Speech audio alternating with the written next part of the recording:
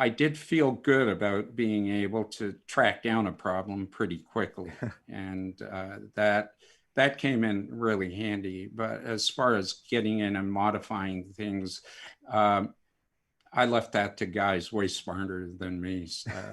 Like George Massenburg and some of the people I really admired were just, they were brilliant at it. So Yeah. I'm always a fan of those people that are the, that people like yourself, where your brain isn't, you're not just specializing in the art of engineering, but you also understand signal path and how to correct it, how to troubleshoot. That's, I'm sure that came in handy. So after you graduated with your degree in electrical engineering, was there a temptation to not go the music path? Because that can be definitely the road less traveled and way rockier to traverse.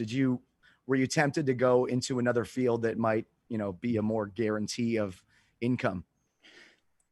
I was, because after I graduated, that they had placement services, and I had an opportunity to work at Bell Labs at the time. Oh, I had, and it was a good paying job for an entry level position, and I I just basically was working at a music store at the time, and um, I ended up getting the 4-track behind. The camera's reversed here. The 4-track behind me was the first tape machine I ever owned and bought. that one right there. That's the first one But you, that's the first one. So I keep it with me everywhere I go. And it has a little bit of sentimental value, because now I look at that. And at that time, I thought 4 tracks was huge, and I was playing in the big time. And now, some of my sessions go out 250, 300, 400 tracks whoa. wide. And so I never take for granted that, where you start from, and going through that. I think it makes you better Mhm. to start with equipment that isn't as sophisticated and good as it is today. And when I bought that machine, that was state of the art at that time, except, professional recording studios had 16-track machines and 24 tracks. But for me, that was, once I got into it and started playing with it, I knew that's what I wanted to do. So I did a demo tape. It got into the This hands meeting of, is being um, recorded. um, it got into the hands of the owner of the studio that I started working at, and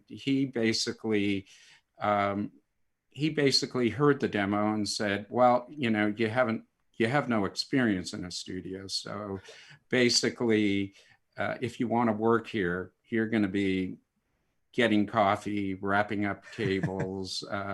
You're going to start in and work your way up." And I'm so glad that I was able to do that, because the one thing he told me is, he says, "When I ask you to make coffee, it better be the best cup of coffee I've ever had." And the point being, whatever you do in the studio, and the studio, working in a music studio, because we were doing a lot of orchestral sessions, it taught me how to prepare for sessions, how important it was to be super prepared. So, the night before the session, I would be checking every microphone, every headphone, every cable, every input into the console, every track on the 24 track, just to make sure that when you have 30 to 50 people sitting in a room, you're not going to run into any issues if you can help it. There's Sure. always Murphy's Law, but being as prepared as you can,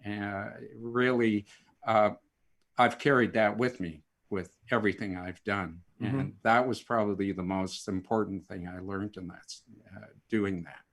And that's something we have a mutual friend, the guy that originally introduced us a couple years ago, Kevin Walt. He's with Blue Microphones, and to hear him talk about you, and this is also something I want to get into later in terms of just developing a career. But he says you're just gleaming with integrity. You do everything professionally. There's not a better person in the industry, which is LA has this trope of it's this constant game of king of the hill and people are seedy, but knowing you and surrounding myself with people like yourself, it does exist that there are people out there in this town, and a lot of them that are just really good people, and you would be included in that. And you kind of spoke to that with the coffee analogy of it better be the best cup of coffee that person's ever had if your stamp is going to be on it.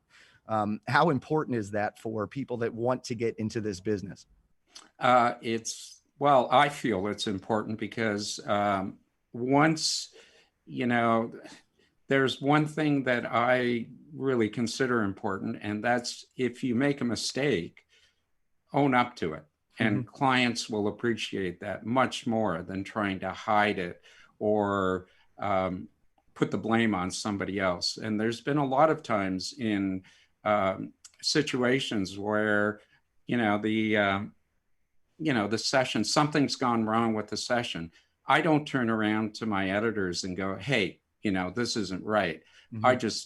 I tell the clients, I go, we need a minute. We've got something we'd like to address. And working, because I work with a team of usually about 12 people between the supervising sound editors and all the other editors. And, I know how hard they work because when I got into post-production, I did all of those jobs. I cut dialogue, I recorded Foley. When I got into post-production, it was like starting all over again because it's such a different, there are so many different ingredients that go into making the soundtrack for a film and for television that I learned very quickly by doing all those jobs, how hard all those people work. And you never, ever, ever want to throw them under the bus, or you never want to lie to a client, because if you do, and that client finds out about it, you'll never have their trust ever. Yeah. And to me, that's important. I would rather just say, hey, I made a mistake. I'll fix it and move on. And I think that buys you more integrity or goodwill in the long run. And, the bottom line is I can't lie because my memory's not good enough. It's hard to keep track of an expansive network of lies whenever you're caught up in it. It certainly is. But that to me, and yeah, if my name's going on it, it's got to be as good as it can be. I hope everybody feels like that does this job. And if you don't, then I think it does catch up to you because people do sense that. Mm-hmm. And that coffee analogy, I'm going to keep going back to it because I loved it so much. That also speaks to something I've heard you talk about in the past, which is it doesn't matter what you're doing. As you're getting a start, especially if you're somebody's assistant and your job is to be transposing horn parts, you better do it with the same passion you would if you were in charge of a product that was going out to screen. Absolutely, 100%. I've had a lot of assistants, and I have a lot of mix techs at Technicolor. We have some great technicians that back us all the time. And you take note of that. When you have an assistant that's really good on top of it, thinking ahead of what you're going to need and having it ready, you do everything you can to help make sure that person gets ahead and gets every opportunity that they can. Sure. Absolutely. And that also makes you, that's noble of you to be somebody in a position of power who recognizes that and then tries to promote, from within of people that they believe in. So that's really awesome of you, Frank, as well. The studio that you worked at, that wasn't a post-production house. Which one? The music studio or right out of school? No, it was strictly a music studio. Okay. It was, and I got exposed to recording a lot of music that really I enjoyed tremendously. I got an opportunity to record jazz bands, film scores, country music came in there, rock bands came in, and all of them were great experiences in the sense that they all had the commonality of they were producing the best product they possibly could, and it ended up in your hands. So you had to treat it like it was the most important project that you were doing, because to them it was. Yeah. And that's really important. That again boils down to respect Mm-hmm. for the people that you're working with. And I always put myself in their position. A lot of them came in, if they didn't have a huge budget, if they wanted to do I know what that's more. like. Well, if they wanted to do more than what they had budgeted for, I was flexible and I would Mm-hmm. bend. And and getting exposed to even reggae music and all of those different types of music, you got an appreciation for where a lot of that music intertwined. And and it was sort of like a history lesson, because you would be able to see the music as you were recording it, being able to break down the parts in the music and just see how it all connected together. Yeah, and speaking of that, what was the learning curve? Was there an easy transition between music and then post production for picture? It was a big it was a big it was a different absolutely a different thing. Music stayed the same. So when I Mhm. got into a mixing chair um, in post production, the music part of it just was a natural for me. So balancing dialogue against music, it was like balancing a vocal in a pop track to the bed tracks. Yeah. So that part of it was easy, but there were a lot of other disciplines, and there are a lot of other disciplines that they have in post production for film and television they're different for film and they're different for television. Television, you have to produce good sounding product in a fraction of the time you get for film. Mm. And uh, that's where you hone your skills in, because clients are expecting a feature film quality mix in, again, a fraction of the time. So you develop your workflows, you develop the tools that you're using to be able to turn it around that quickly. And you had a degree, and was there a time that you regretted going into the road less traveled, if you will, of going into something that was way riskier and less of a, financial foundation in music?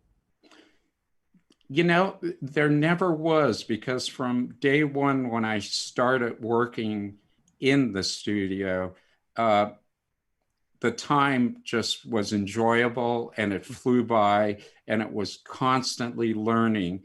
And it was interesting, because uh, an 8-hour day would seem like we'd been in there a couple of hours. And they purposely, the studios are always dark. You never know what time of the day it is. And, It's like a casino. exactly, this is the most light I've had on me in a while. So I'm so white when I lie down on the beach, they always try and bury me.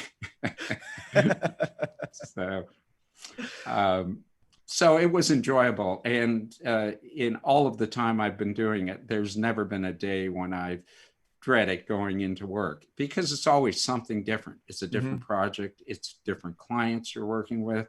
And it's been enjoyable. Truly, um, it's truly fun when you can do a job when when you enjoy what you're doing. It's not work at that Right. point.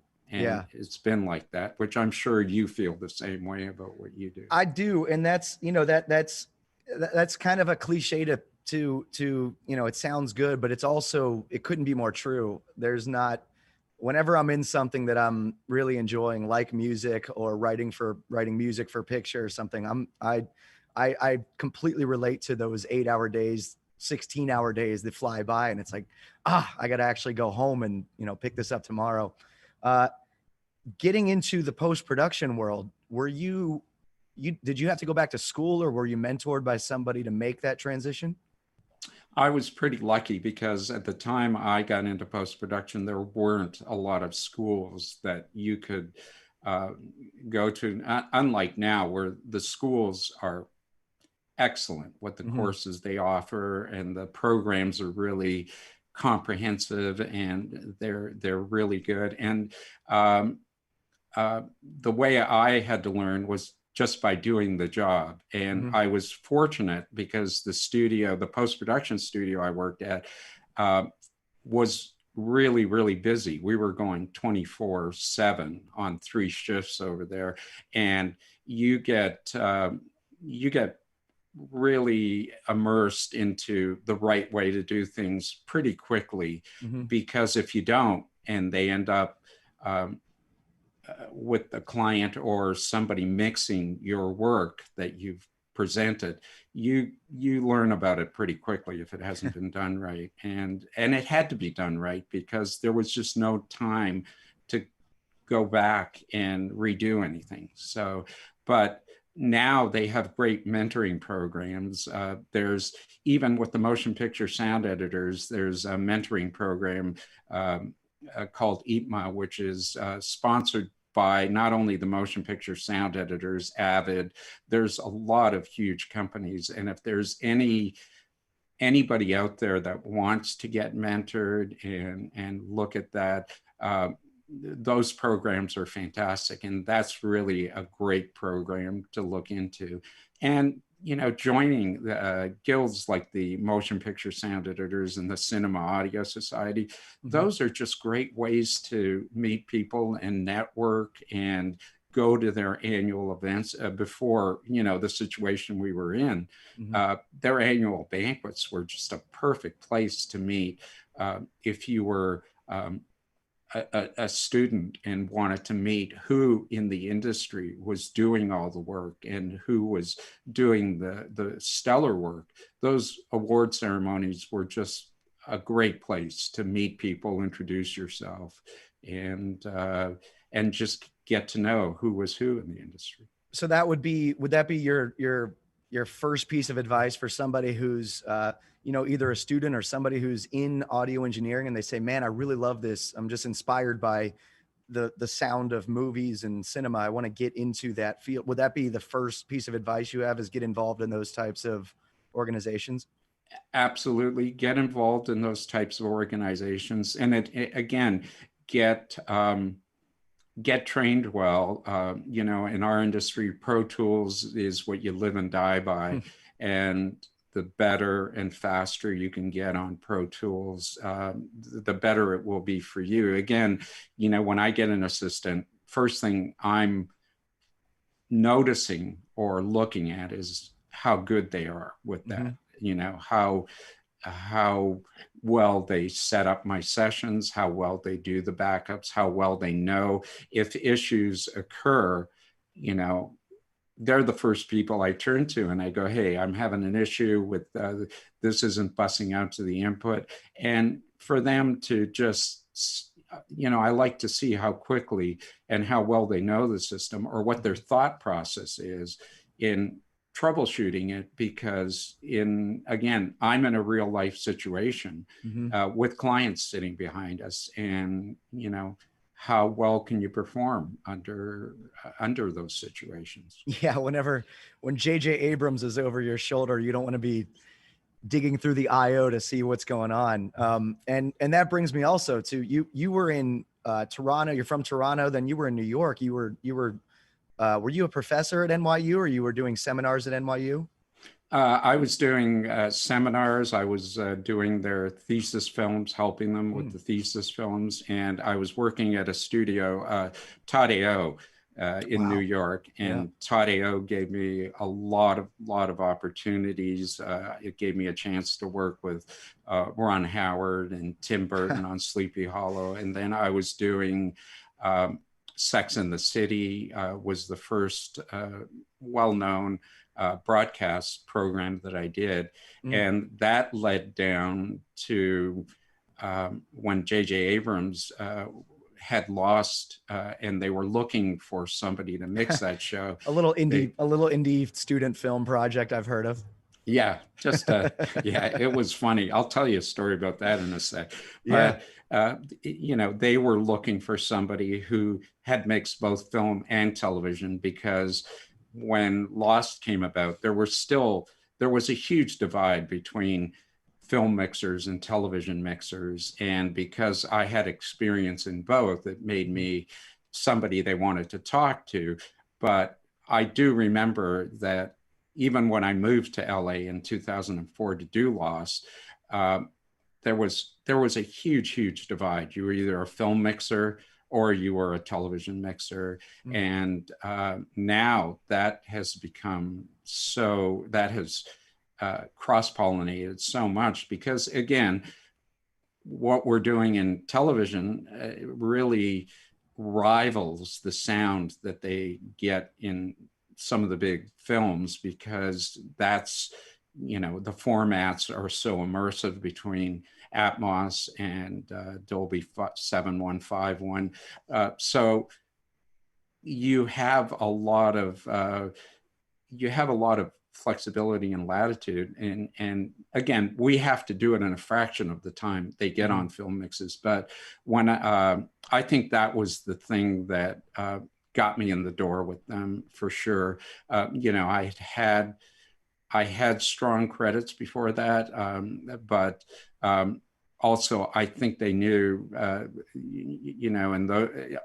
it was a matter of, I had done Christmas Story. I had recorded the film score for that, and um, that was a good credit to have on the music end of things. And I know JJ, to him, music is really, really important. And he had, Michael Giacchino, who was also just, coming into his own. I think Lost was, if, I believe so, but I think Lost was the first thing that he had done as far as broadcasts went. And it was funny because I knew it was an incredible program. It was enough to get me and my wife to move to LA, because when I got the DVD of the pilot, they said, take a look at this, see what you think. And it was pretty obvious. It was spectacular. But the story I was going to tell you, which is true, I was flying to LA to meet with them and do my interview with them. And I wanted to be really familiar with the characters, who they were. I was looking over the DVD on my laptop and just playing it over and over again.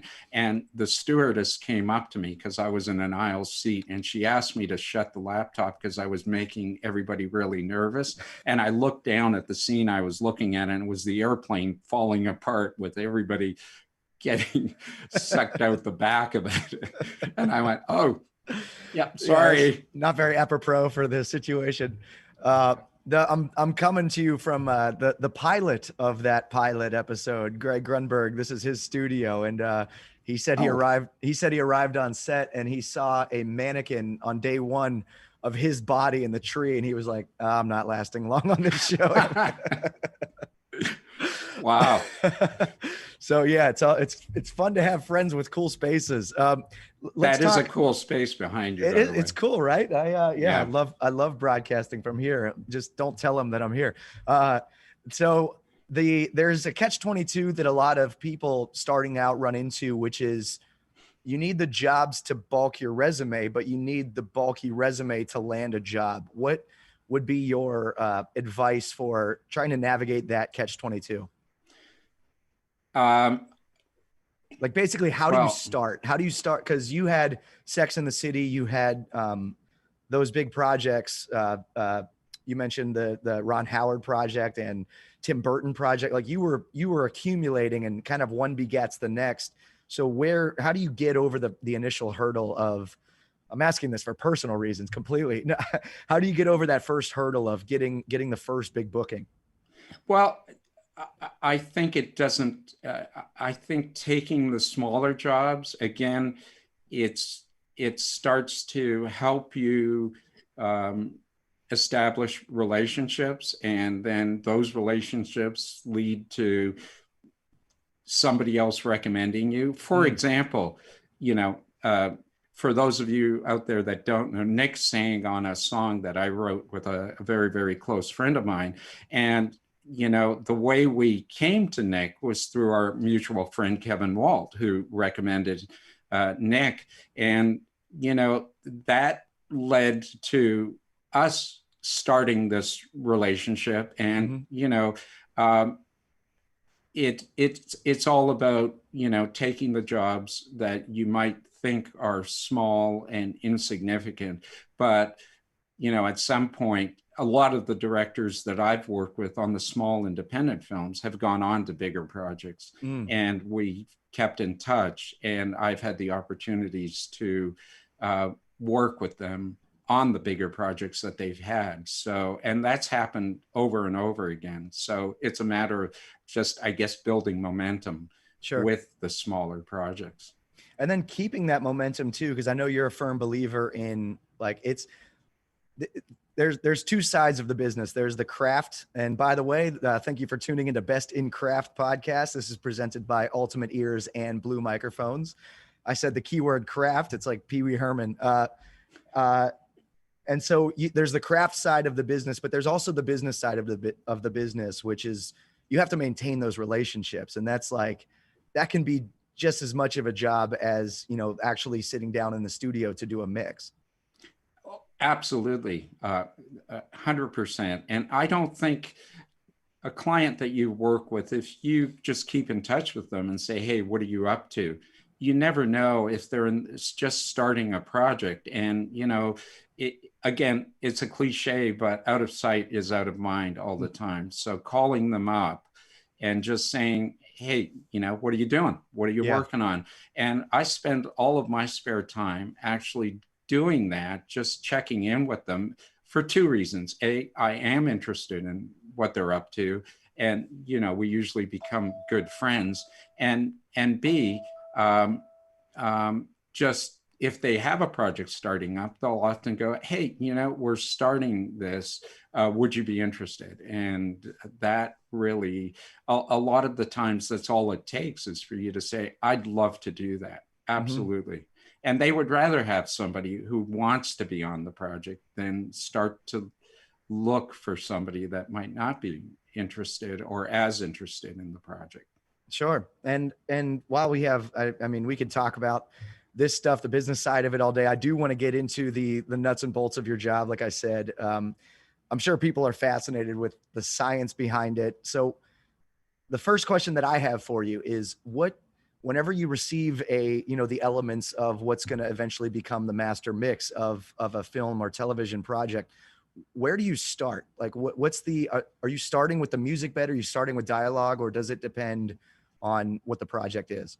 No, I always start with dialogue. I go through and I do a pass, and the editors, the dialogue editors and ADR editors and group editors, they do a really good job of getting the best takes of a particular line. And then I go through and because we're listening to it on reference monitors, we go through and I'll clean out hums or buzzes or excessive room tone or whatever it takes to, and because when they're shooting a movie or a television show, they're shooting it from multiple different angles and boom mics and lav mics. What the editors will present to me is sometimes we'll switch from a boom mic to a lav mic, and it's my job to make the dialogue all seamless and smooth. So that's one of the first things that I do is I go through and I do a dialogue pass, and then I'll go through and balance the music against that. And in the meantime, if I'm working with an effects editor, they'll either work with me as I'm going through my pass and balancing out the backgrounds, or they'll go offline and get on a pair of headphones and start to balance and pre-mix out the effects, the BGs, the Foley, and then when we come together, we do a final pass to tweak and see what's going to take priority, because depending on the scene, sometimes you'll want the music to drive the scene behind Mm-hmm. the dialogue. Sometimes you want the effects to drive the scene. A lot of the times, it's one of these things where we'll get notes where I need more music, I need more sound effects. Oh, I can't hear the dialogue. So you're climbing that ladder all the time. It's a matter of picking what's going to work, what's going to get across, what's going to not distract from the dialogue, because Mm-hmm. in a film and in a television show, dialogue is the foundation of everything. It's the storytelling of what you're presenting. So Sure. that has to be crystal clear no matter what. So it's a constant dance. We're moving effects around the dialogue. We're moving music, and I get music in stems. So if there's an instrument that's in the mid range, Mm-hmm. that's in the same range as the dialogue, I have an opportunity not to touch the low end where the cellos might be, or the top end where a lot of the percussive elements might be, and just go in and just tweak down a little bit, enough to get the dialogue to cut through. So it's a constant dance of moving around these 200, 300 elements of sound that we have to make it cohesive, to make the audience stay immersed and not get distracted by it. And if the audience gets distracted by something that's too loud, like Foley or something, mm-hmm. then you've lost it, because to a certain degree, these artists, like the Foley artists, are the invisible artists. Their sounds are always there, but they're blended in to the mix in such a way that they don't stand out. They basically become a part of the soundscape. And that's something that, like, I'm not sure that the average listener to this, who doesn't know much about, film sound, I don't know if people realize, like, even something like ADR, which I have a little experience with doing. I do voice mimics for like certain actors on scenes. Like, that is done completely after the scene. The microphones are different. The placement of the microphones are different. And like you said, you have lav mics that are clipped on, you have booms, you have so many sound sources coming from so many different places, not including the music, which is all stemmed out. So you have instruments and different stems. What you are doing is so precise to make something have complete continuity, where you can't tell that these were, like, that little line or word came from a completely different session 6 months later or what have you. So just a lot of credit to your ears and your ability to make that all come together on, whenever there's a ton of pressure. And you also spoke to the, you have, like, in TV, you have no time to do this stuff. So I'm sure that time crunch is insane, where you have 5 episodes due at once. How do you manage that time whenever, the client's breathing down your neck? You know what your time frame is on a particular, if it's a television show. I was in the middle of doing 4 series, and we were going 7 days a week, but we know what we need to get done in that amount of time. So you pace yourself, and you know how much time you need to spend on the dialogue, and now move on to balancing the music, and then move on to balancing it with the effects. You're constantly, you pace yourself, and you, if there's something you want to go back to, I put a marker in there, and if I have the time and I have the luxury of going back, I will go back. We also, after we screen it for the clients, we have time to go in and do their notes. And then if I can get some of my notes, or my effects mixer can get his notes in, we will go in and get those in. But it's definitely, you have to always be aware of it. You have to pace yourself, and you have to, again, it's with the tools that you use. You have to find a workflow, and you have to find tools that will deliver. Like, even if I go offline and I'm working on what you were talking about, matching ADR to the dialogue, well, while I'm doing that, I don't need to take up time. I don't need to take time away from my effects editor. So I'll give him the speakers, and I'll go on headphones, and I'll work on matching some ADR lines to the dialogue.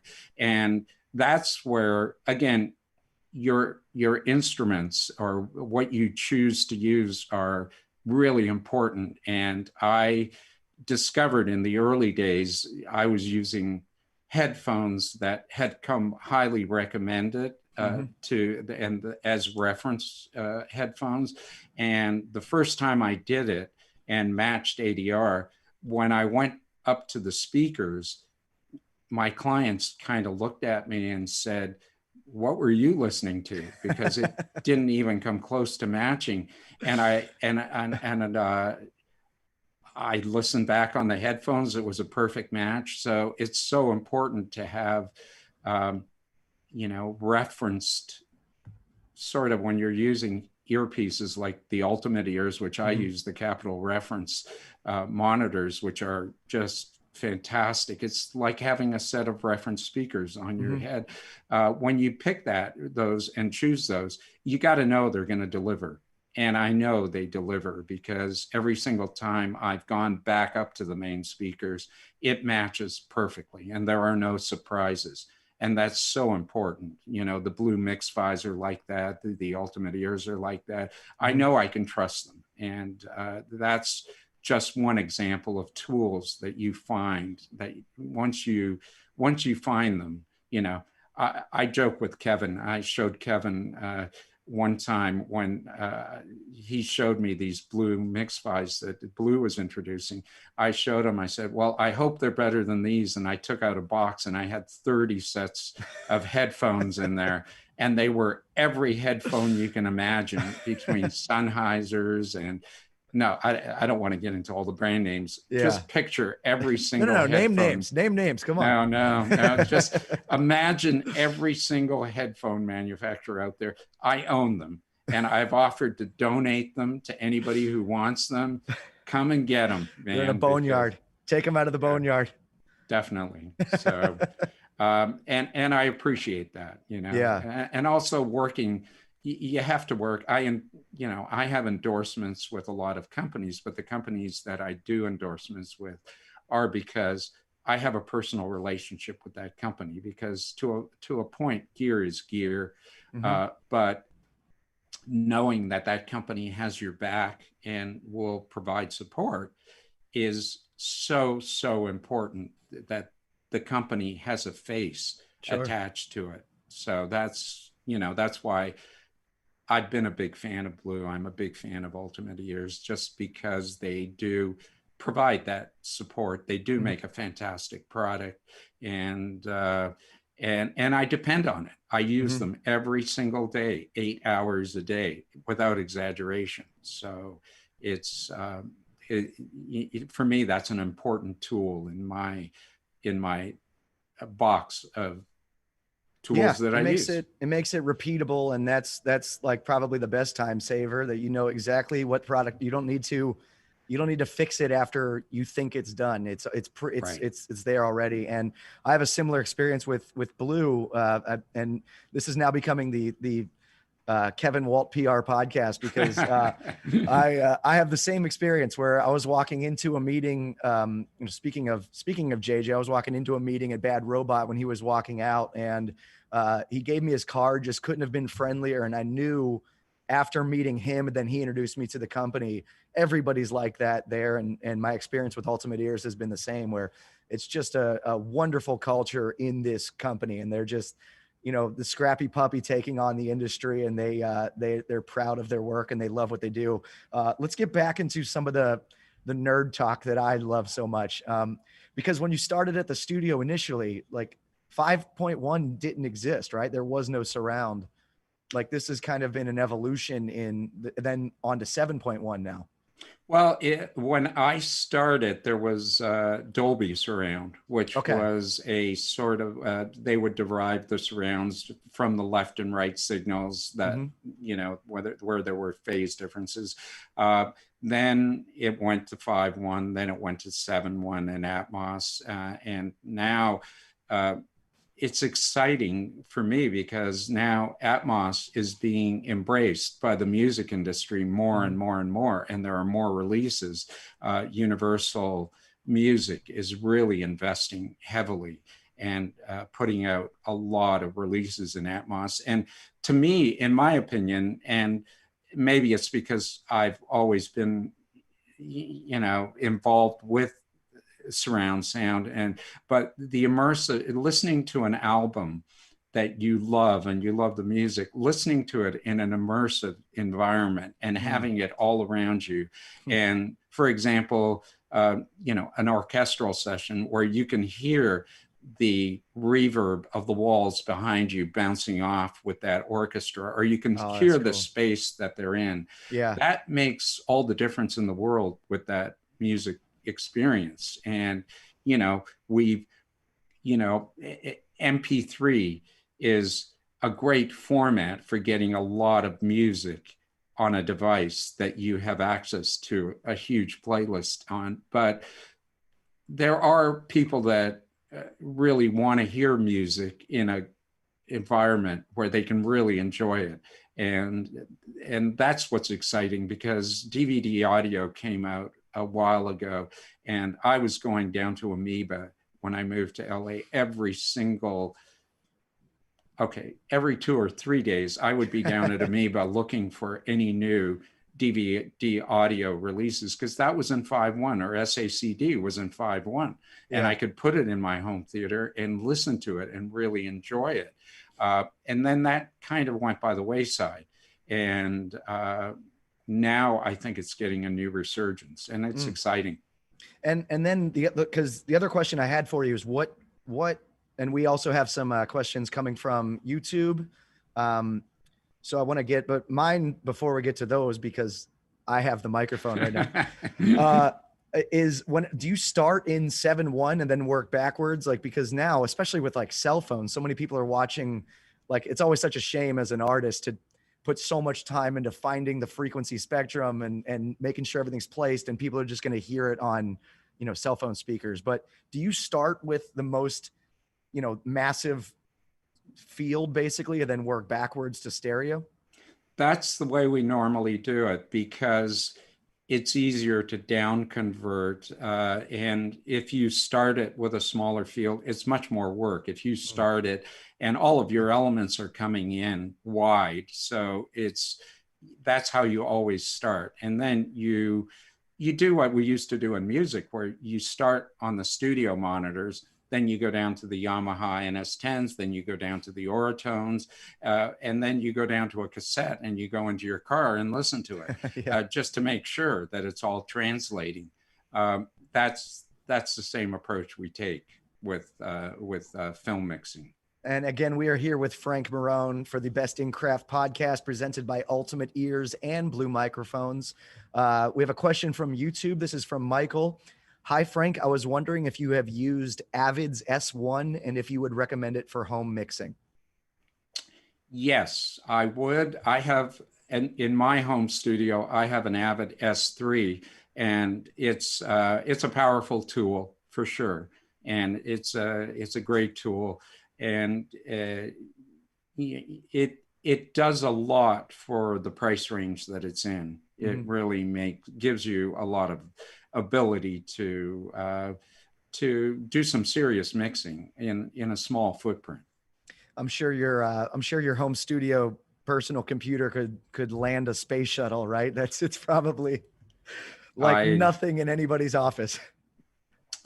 Well, it's mostly out of necessity, because we load it down so much that getting that error message that the CPU cannot keep up with the demand that you're putting on it, that's a scary message. It's almost as scary as the wheel of death you get on a Mac. So yeah, that CPU error is pretty much my screensaver when I try to stretch the session. Question from Mark on YouTube.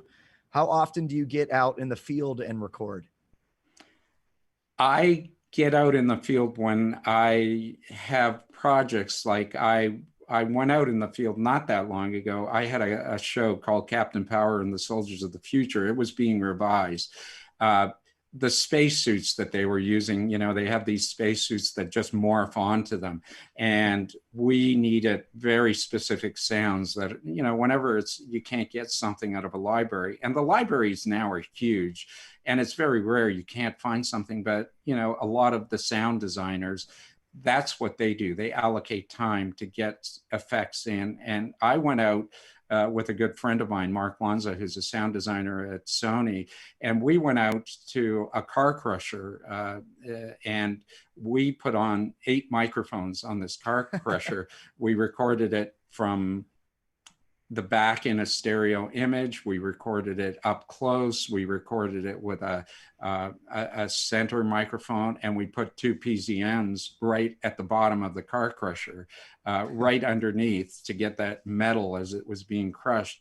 And we spent the day doing that, and boy, I had a great time. I mean, it was so awesome. Lot of fun.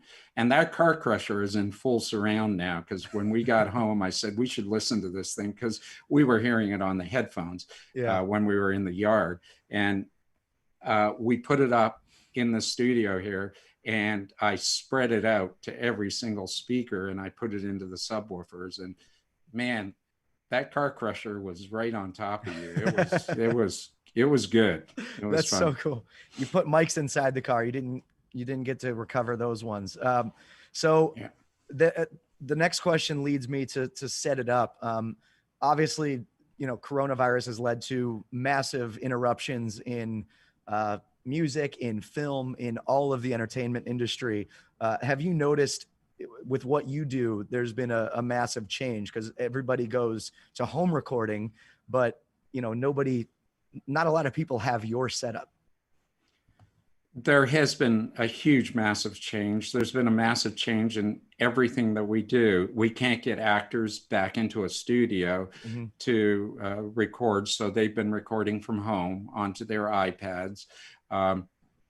Bane of my existence, but we try to get the best recordings we can. We get them to go into a closet and, send them a good mic, send them, an iPad to record to. There are now, a gentleman named Rob Noakes has developed an ADR program that will work with the iPad for that.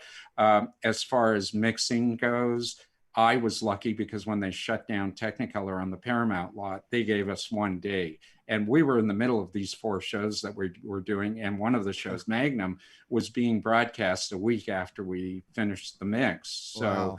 we were in the middle of the season. So we had to make sure that nothing got interrupted in that flow. So my effects mixer took his gear out of the gear he was using out of Technicolor and brought it home, set it up over there. I just took my drive and came to my studio at home, which was already calibrated with Dolby to film specs and television specs. And I knew what I was going to get out of this. So the only thing I had to do differently was increase my internet speed, because we were dealing with much bigger files. And when I would wrap the mix, I would back it up to the Technicolor Vault, and the files, my dialogue and music sessions were 60 gigabytes. So the first time I uploaded to the Technicolor Vault, it took 14 hours. And I thought, okay, this has got to change. So I called up our internet provider, got the fastest possible speed I could get, which was 1 gigabyte per second. And it helped tremendously, because the next upload I did went from 14 hours to 2 hours. And so it was, that was the weak link in my system. Yeah. And I think the weak link in a lot of the people who had to start working from home, that is, you need that speed. You need, especially if you're streaming picture. And, a lot of the mixes, we were playing them back in 5.1 for our clients, and you need that bandwidth. So yeah, that was a big adaptation, but also with Loop Group, because we would normally, for every show, we would get in 8 to 12 actors to do all the crowds and scenes. And on this show that is just coming out that I did next, there was, the entire episode was crowd riots throughout the Oh show. gosh, how do you And do that? and we were having to well, our supervising sound editor did an amazing job of taking all the bits and pieces and putting them together into a session Mm-hmm. and creating these crowd scenes. And you know, the crowd scenes are important because you can cut crowds from sound effects, but people on camera, there are certain things you're seeing them say, which they don't say the day that they're on the set. Sure. And we have to capture those because if you see them, you have to hear them. So, Yeah. And then into that, how do you interface? A question from YouTube: how do you interface with your co-mixer when working from home? the way we were doing it was I would do a dialogue and a music pass, and I would send it off to him. I would send him my 5.1 stems of those and my 5.0 stems of the dialogue. Mm-hmm. And then he would balance against those. And he would send me back his effects stems and his Foley stems and background stems. And then I would balance against those. And then we'd send each other notes. If something was getting in the way of the music or I was getting in his way on something, and then we would adjust it again, have one final playback for ourselves, and then send it off to the client. Wow. That's it actually worked surprisingly well. We were able to, because we were only sending the 5.1 files across, and we were both dealing with the same picture, the same timelines. So you know, it was a 42-minute show. It wasn't that big of a file to send across. And again, we both increased our internet speeds and maxed it out. So it actually went pretty smoothly. That explains all the rolling blackouts in Los Angeles recently. It's like Christmas Vacation where all the house lights start going off around. And then last question. This one's fun. This is from Teresa on Facebook. Do you have a favorite show or movie you worked on, and why is it your favorite? Or are they all your favorites? Yeah, that's a hard question to answer because they were all different. You know, I loved working on Lost. It was a game changer in the television industry. It was a lot of fun to work on. It was a big challenge to work on because at the time we were working on it, Pro Tools was limited to 192 voices per system. So we had 7 computers running. We had 3.